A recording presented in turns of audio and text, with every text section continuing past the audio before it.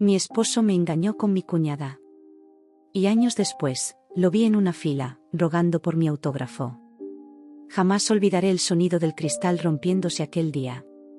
No porque algo se haya caído, sino porque fue el momento exacto en el que se rompió mi vida. Mi madre siempre decía que el amor verdadero lo cura todo.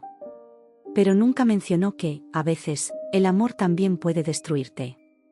Mi nombre es Clara Mendoza, y hace 8 años creía tener la vida perfecta, un matrimonio estable, un esposo encantador y una familia que parecía salida de una postal navideña. Mi esposo, Daniel, era mi mundo. Trabajaba como arquitecto y todos lo adoraban, especialmente mi cuñada, Lucía. Lucía era de esas mujeres que parecían tener un brillo natural, segura, elegante, acostumbrada a conseguir todo lo que quería. Era la hermana menor de Daniel, y siempre pensé que la admiración que nos teníamos era sincera. Pero estaba equivocada. Muy equivocada. Todo comenzó de forma tan sutil que casi ni lo noté. Un comentario aquí, una mirada allá. Daniel solía reírse con Lucía de cosas que yo no entendía, como si compartieran un idioma secreto. Yo lo atribuía a la confianza familiar. No quería sonar insegura ni celosa. Pero las señales estaban ahí, esperando a que me atreviera a verlas. Una noche, mientras preparaba la cena, escuché a Lucía reírse en la terraza. Su risa era demasiado alta, demasiado cómoda. Fui hasta la ventana y vi a Daniel junto a ella, sosteniendo una copa de vino. Él le decía algo al oído y ella lo empujó juguetona, riendo. Esa imagen se me clavó como una espina. Solo son hermanos, me repetí. No seas ridícula. Pero la intuición de una mujer no se equivoca. Y la mía gritaba a todo pulmón.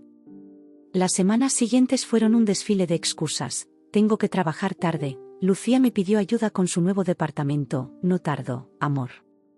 Cada mentira vestida de rutina. Recuerdo la noche en que todo se vino abajo. Era el cumpleaños de mi suegra. La casa estaba llena de flores, luces cálidas y música suave. Yo había preparado su pastel favorito y todos parecían felices. Hasta que escuché mi nombre en un tono que me heló la sangre. Estaba en la cocina sirviendo copas cuando escuché a Lucía decir, entre risas: Clara nunca entendería lo que tú necesitas realmente. Me quedé quieta. Fue como si el mundo se detuviera un segundo. La voz de Daniel respondió, baja, pero clara. No hables así, Lucía. No frente a los demás. Mi corazón latía tan fuerte que sentí que todos podrían escucharlo. Me escondí detrás de la puerta y observé por una rendija. Lucía lo miraba con esa mezcla de ternura y deseo que solo una mujer enamorada puede tener. Entonces dímelo a mí, susurró ella, rozándole la mano. ¿Vas a seguir fingiendo que no pasa nada entre nosotros? Daniel bajó la mirada, y ese silencio fue mi sentencia.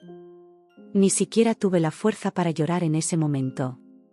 Me limité a sonreír durante el resto de la fiesta, abrazando a mi suegra, fingiendo que todo estaba bien mientras por dentro me desmoronaba. Cuando llegamos a casa, esperé a que Daniel se duchara. Entré en el baño, lo miré a través del espejo y le dije con una calma que me asustó. ¿Desde cuándo estás con ella? Su rostro perdió el color de inmediato. No hubo negaciones, ni excusas elaboradas. Solo silencio. Clara, déjame explicarte, intentó decir. No hay nada que explicar. Esa noche dormí en el sofá. Al amanecer, él ya no estaba. Se había ido. Los días siguientes fueron un torbellino. Supe por una vecina que Daniel se había mudado con Lucía. La misma casa donde solíamos planear nuestro futuro ahora era su refugio de amantes. Y lo más cruel fue la actitud de mi madre, que en lugar de consolarme, dijo: Quizás no luchaste lo suficiente por tu matrimonio, hija. Eso me destruyó más que la traición. Porque entendí que estaba sola. Completamente sola. Pasé meses sobreviviendo entre el trabajo, las facturas y las noches sin dormir. Me aferré al café y a los recuerdos, intentando encontrar una razón para seguir. Hasta que una mañana, mientras ordenaba una caja de viejos bocetos, encontré un cuaderno lleno de dibujos que había hecho cuando era niña. Recordé que mi sueño siempre fue ser ilustradora, pero lo había dejado por cosas más importantes. Esa tarde tomé un lápiz por primera vez en años. Y lo que comenzó como una forma de desahogo, se convirtió en mi salvación. Dibujar era mi manera de gritar sin hacer ruido, de transformar el dolor en algo hermoso. Mis primeros trabajos eran tristes, oscuros, pero sinceros. Los subí a internet sin esperar nada. Y sin saber cómo, empezaron a compartirse. Personas de todo el país comentaban cosas como, gracias por poner en imagen lo que siento, o, esto me ayudó a sanar. Por primera vez en mucho tiempo, sentí que valía algo. Mi arte empezó a ser notado. Pequeñas marcas me contactaron para hacer portadas, ilustraciones y exposiciones digitales. Sin darme cuenta, el arte que nació del dolor comenzó a pagar mis cuentas, y después, a cambiar mi destino. Mientras Daniel y Lucía mostraban su felicidad en redes, yo renacía en silencio. Ya no necesitaba probar nada a nadie. Solo a mí misma. Hasta que una llamada cambió todo. Era una invitación para participar en una feria internacional de arte, una de las más importantes del país. Mi nombre estaba empezando a sonar en los círculos donde antes ni soñaba entrar. Y fue ahí, justo cuando sentí que la vida por fin me sonreía, cuando el destino decidió reírse también. Porque, sin buscarlo, me topé con una noticia que me heló la sangre: Daniel y Lucía se habían separado. Decían que las cosas entre ellos no funcionaron. ¡Qué ironía! Pero eso no era todo. Meses después, en plena inauguración de mi primera exposición, el destino volvió a ponerlo frente a mí, aunque esta vez, él no estaba en traje, ni con su sonrisa de siempre. Estaba en la fila, como cualquier desconocido, esperando mi autógrafo. No lo reconocí de inmediato. Había pasado tanto tiempo, pero sus ojos, esos ojos que un día me prometieron amor eterno, seguían siendo los mismos. Daniel estaba allí, en la fila, con una libreta en la mano y una expresión que mezclaba vergüenza y asombro. Parecía más viejo, más cansado, como si la vida le hubiera pasado por encima. Yo acababa de firmar el catálogo de una pareja que me agradeció por inspirarlos a creer de nuevo en los comienzos. Sonreí con sinceridad, hasta que lo vi. El mundo se me quedó en silencio. Todo el murmullo del evento se apagó, como si alguien hubiera bajado el volumen de la realidad. Mis manos temblaron por un segundo, pero no de miedo. Era algo más profundo, una mezcla entre sorpresa y una paz que no sabía que tenía. Él se acercó despacio, sin levantar demasiado la vista. Cuando por fin estuvo frente a mí, apenas pudo decir mi nombre. Clara. Lo observé un momento. Había tanto que podría haberle dicho, pero nada parecía necesario. Así que solo sonreí, con esa sonrisa tranquila de quien ya no tiene heridas abiertas. ¿Quieres que te firme algo?, pregunté. Su voz vaciló. Sí, claro. Solo quería verte. Tomé la libreta y escribí mi nombre, despacio, sintiendo como cada letra cerraba un ciclo. Cuando se la devolví, él se quedó mirándola como si sostuviera algo que no merecía. Te ves distinta, dijo con un hilo de voz. Radiante. Estoy distinta, respondí sin titubear. Aprendí a vivir sin mendigar amor. Él bajó la cabeza. Lo arruiné todo. Esa frase, que en el pasado me habría hecho llorar, esta vez me sonó vacía. No porque no fuera cierta, sino porque ya no me importaba. Sí, lo hiciste, dije con calma. Pero gracias a eso descubrí quién era realmente. Hubo un silencio incómodo. A nuestro alrededor la gente seguía hablando, riendo, comprando mis cuadros, tomándose fotos conmigo. Pero él parecía estar en otro mundo, uno donde el pasado no dejaba de perseguirlo. Lucía me dejó, dijo finalmente. Se fue con alguien más. Lo sé, respondí sin emoción. No me sorprende. Él intentó sonreír, pero no pudo. Nunca debí lastimarte. Pensé que ustedes eran distintas. Pero ahora entiendo que fuiste tú la única que me amó de verdad. Lo miré, y por primera vez lo vi como lo que realmente era, un hombre roto, perdido, que confundió deseo con amor y orgullo con éxito. Ya no quedaba rencor, solo una distancia infinita entre quien fui y quien soy ahora. No te preocupes, Daniel. Ya no me debes nada, dije con suavidad. Todos pagamos nuestras decisiones tarde o temprano. Él asintió, y cuando se alejó, sentí una ligereza que jamás había sentido antes. Era como si cada paso suyo borrara una herida que había cargado por años. Esa noche, después del evento, me quedé sola en la galería. Las luces reflejaban mis obras, y en cada una de ellas veía un pedazo de mi historia, el dolor, la traición, la resiliencia. Una de mis piezas favoritas era un retrato de una mujer sentada frente a un espejo roto. No lloraba, solo se miraba con calma, como quien finalmente se reconoce. Mientras la observaba, escuché una voz familiar detrás de mí. Siempre supe que tenías talento, dijo mi madre. Me giré lentamente. Ella estaba allí, impecable como siempre, con ese aire de superioridad que la había acompañado toda la vida. Pero esta vez su mirada era distinta. Había algo en sus ojos, una mezcla de orgullo y arrepentimiento. No imaginé que llegarías tan lejos, Clara, dijo con voz temblorosa. Lo sé, respondí con serenidad. Nunca lo hiciste. Por un instante, ambas guardamos silencio. Fue un silencio pesado, pero necesario. Ella bajó la mirada, y en ese pequeño gesto entendí algo, por fin me veía.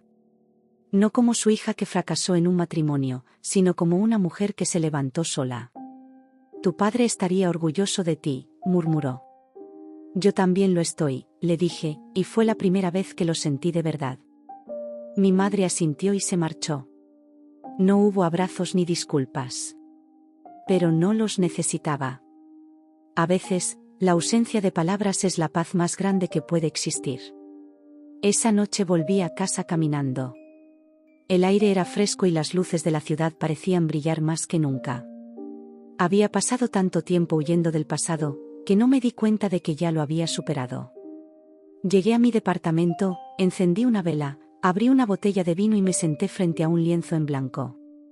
Tenía una nueva idea. Algo que quería pintar desde hacía tiempo, una mujer de pie en medio de un vendaval, sosteniendo su propio corazón entre las manos, no como símbolo de dolor, sino de poder. Esa imagen me representaba. Mientras pintaba, sonó mi teléfono. Era un número desconocido. Dudé un momento, pero contesté. Una voz elegante, con acento extranjero, se presentó.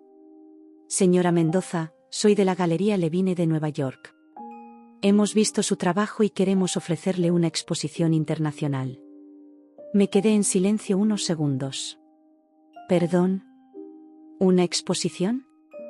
¿En Nueva York? Exactamente. Su serie, Renacer, está causando sensación en Europa. Queremos llevarla a nuestro espacio principal. Colgué sin poder creerlo. Me quedé mirando el lienzo y sonreí. Años atrás, el amor me había destrozado. Ahora, el arte me estaba llevando al lugar con el que había soñado toda mi vida. Y lo mejor era que todo había nacido del dolor. Esa noche dormí profundamente por primera vez en muchos años. No soñé con Daniel, ni con Lucía, ni siquiera con mi madre. Soñé conmigo misma. Con una versión libre, fuerte y luminosa. Lo que no sabía era que el destino aún me tenía reservada una última escena. Una en la que el pasado regresaría, pero no para herirme, sino para aplaudirme. La inauguración de la exposición en Nueva York fue algo que jamás olvidaré. El salón estaba lleno de luces cálidas, copas de vino y conversaciones elegantes en distintos idiomas. Cada cuadro mío colgaba en las paredes blancas como si contara una parte de mi alma. En el centro, la pieza principal, el despertar. Una mujer de pie, descalza, con el cabello suelto, mirando el amanecer después de una tormenta. Esa mujer era yo. Había periodistas, críticos, artistas, gente que alguna vez solo veía en revistas. Pero en medio de todo ese lujo, lo único que sentía era una calma profunda, como si por fin hubiera llegado al lugar al que siempre pertenecí. Tu historia inspira, Clara, me dijo una de las curadoras. No solo pintas, cuentas cicatrices. Sonreí. Las cicatrices también son arte, respondí. La noche avanzaba entre brindis, risas y flashes. En un momento, mientras firmaba catálogos, mi asistente se acercó con una expresión extraña. «Hay alguien que insiste en verte», me susurró. «Dice que te conoce desde hace muchos años». Asentí, sin sospechar nada. Hasta que lo vi. Era Lucía. Vestía de manera impecable, como siempre, pero su mirada era distinta. Ya no había arrogancia, ni brillo en los ojos. Era una mujer desgastada, sin ese aire de superioridad que una vez me hizo sentir tan pequeña. «Clara», dijo, con la voz más suave que recordaba. «Tenía que venir». Por un instante, no supe qué decir. «No esperaba verte», admití. «Y menos aquí».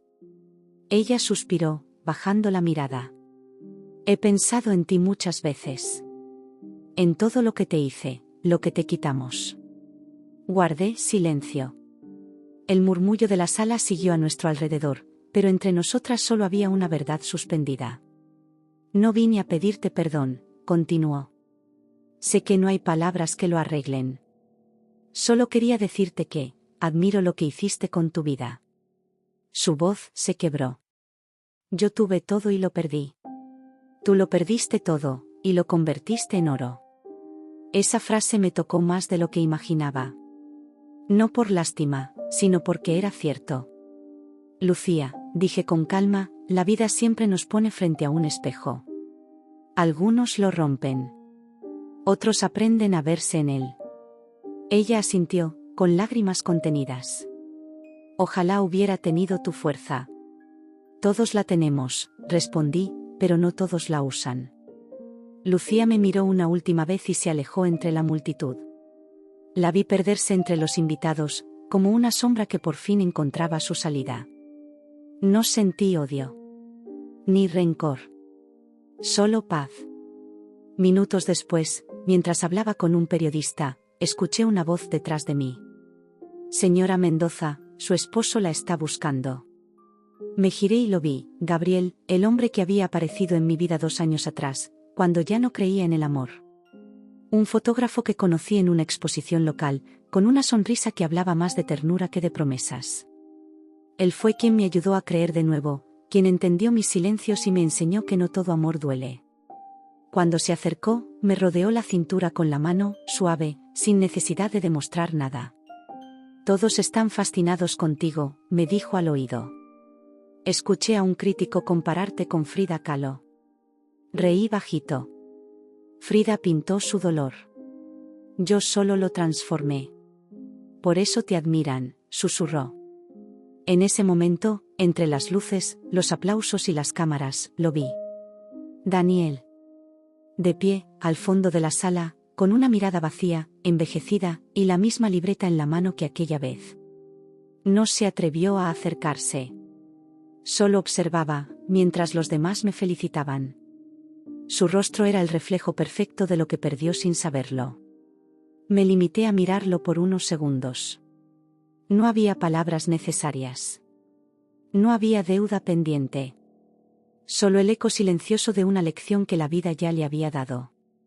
Entonces Gabriel me tomó de la mano y me susurró. «¿Lista para brindar?» «Sí», respondí con una sonrisa. «Ya no queda nada por mirar atrás». Brindamos, y por un instante sentí que todo el dolor, las noches sin dormir, las lágrimas escondidas, tenían un propósito. Mientras las luces de la ciudad se reflejaban en los ventanales, cerré los ojos y respiré. Por fin lo entendí, el éxito no era la fama, ni el reconocimiento. Era poder mirar al pasado sin rabia. Más tarde, en el hotel, abrí mi cuaderno de bocetos y escribí una frase. «A veces perderlo todo es la única forma de encontrarte a ti misma». La misma que años atrás había escrito cuando todo se derrumbó. Solo que esta vez, no era una promesa. Era una verdad cumplida. Apagué la luz, y antes de dormir, pensé en todas las mujeres que, como yo, habían amado demasiado, habían sido traicionadas y luego olvidadas. A todas ellas les dedicaría mi próxima exposición. Mujeres que renacen. Y mientras el amanecer pintaba la ciudad, supe que ya no era la mujer que un día fue traicionada. Era la mujer que se reinventó. La que aprendió que la mejor venganza es la paz.